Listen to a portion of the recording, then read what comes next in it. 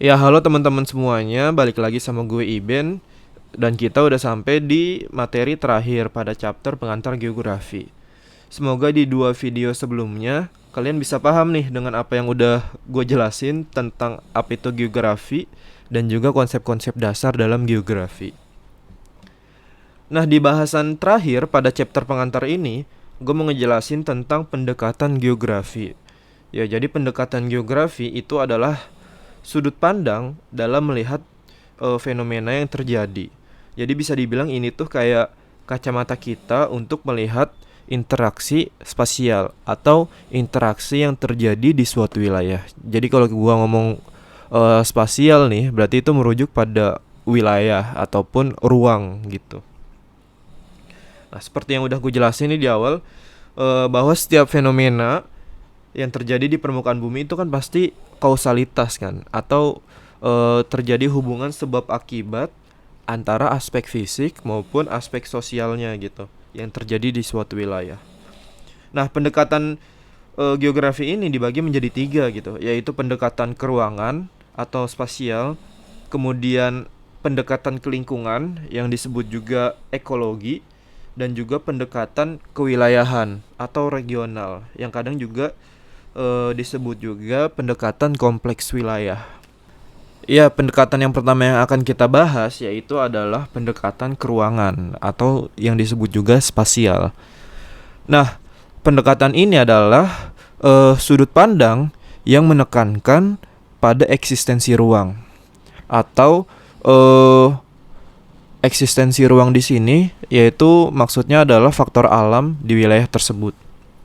Jadi ketika misalkan kita melihat fenomena gitu seperti bencana ataupun juga fenomena anomali, itu kita melihat apa sih faktor alam atau faktor yang ada di wilayah tersebut yang bisa menyebabkan fenomena tersebut gitu. Misalnya nih, terjadi banjir, anggaplah gitu misalkan di Jakarta. Ya berarti kita melihat kondisi alam di Jakarta gitu atau kondisi ruang di Jakarta. Seperti misalkan curah hujannya tinggi gitu pada hari itu. Kemudian juga Jakarta berada di dataran rendah. Terus juga apa lagi ya? Iya, yang ketiga itu kondisi tanah gitu. Dimana kondisi tanah itu misalkan tingkat filtrasinya rendah atau rendahnya infiltrasi. Rendahnya apa ya? Filtrasi itu jadi masuknya air ke dalam tanah. Jadi sedikitlah air yang masuk ke dalam tanah gitu.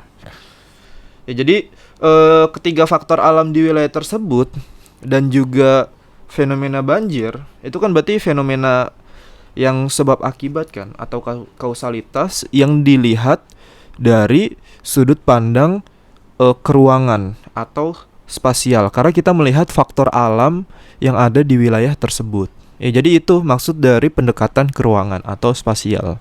Ya, pendekatan yang kedua yaitu adalah pendekatan kelingkungan atau ekologis.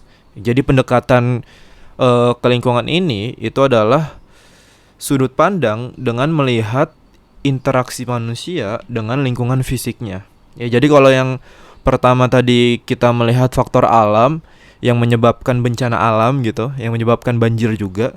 Nah, pendekatan kelingkungan ini itu melihat aktivitas manusia atau perilaku manusia, perilaku penduduk ya di wilayah tersebut yang menyebabkan fenomena tersebut terjadi. Atau bisa juga sebaliknya, sebuah fenomena alam yang berdampak sama aktivitas manusia di wilayah tersebut. Ya pokoknya hasil interaksi antara manusia dengan lingkungan fisiknya gitu.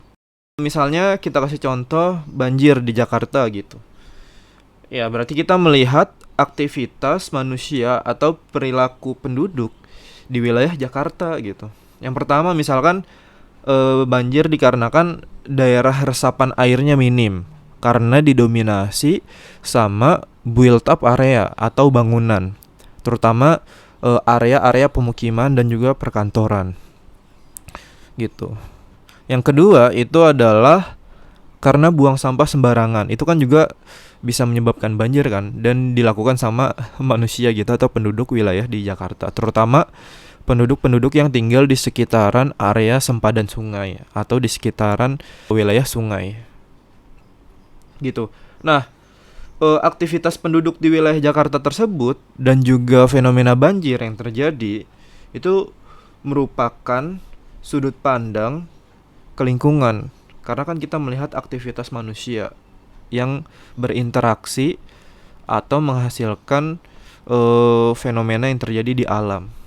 Ya kurang lebih kayak gitu sih tentang pendekatan ke lingkungan atau ekologis.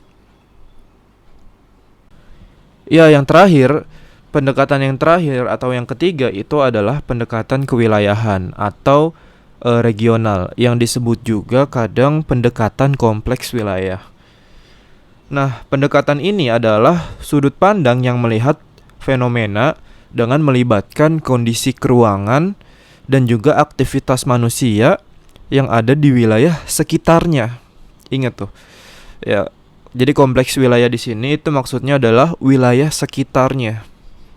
Berbeda ya, kedua pendekatan di atas itu melihat kondisi alam maupun aktivitas manusia yang ada di wilayah tersebut. Sedangkan kompleks wilayah ini atau kewilayahan itu melihat pengaruh dari wilayah sekitarnya gitu fenomenanya.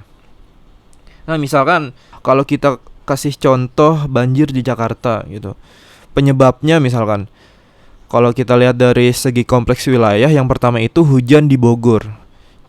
Curah hujan yang tinggi di daerah Bogor. Terus yang kedua itu adalah adanya perubahan tutupan lahan di area Bogor juga gitu, atau misalkan di daerah Jabodetabek gitu. Pokoknya daerah sekitar Jakarta yang merupakan wilayah hulu sungai Jakarta gitu. Kenapa bisa berdampak sih ke wilayah Jakarta? Karena kan banjir itu dia kondisi ketika sungai itu tidak mampu lagi menahan debit airnya kan, sehingga dia keluar gitu loh, biar terus masuk ke wilayah pemukiman. Nah itu salah satunya airnya kan dibawa dari hulu sungai kan. Jadi itu yang dimaksud dengan kompleks wilayah. Jadi fenomena yang terjadi itu bisa saja terjadi hasil dari fenomena alam ataupun aktivitas manusia yang terjadi di wilayah sekitarnya. Enggak harus di wilayah tersebut gitu. Jadi ya bisa berdampak dari wilayah lain ke wilayah lain. Itu yang dimaksud dengan kompleks wilayah. Ya jadi kurang lebih kayak gitu ya materi pengantar geografi. Ya semoga materi pengantar ini bisa jadi pendahuluan biar kita nantinya lebih memahami gitu materi kedepannya di geografi. Ya mungkin itu aja dari gua. Cukup sekian. Terima kasih.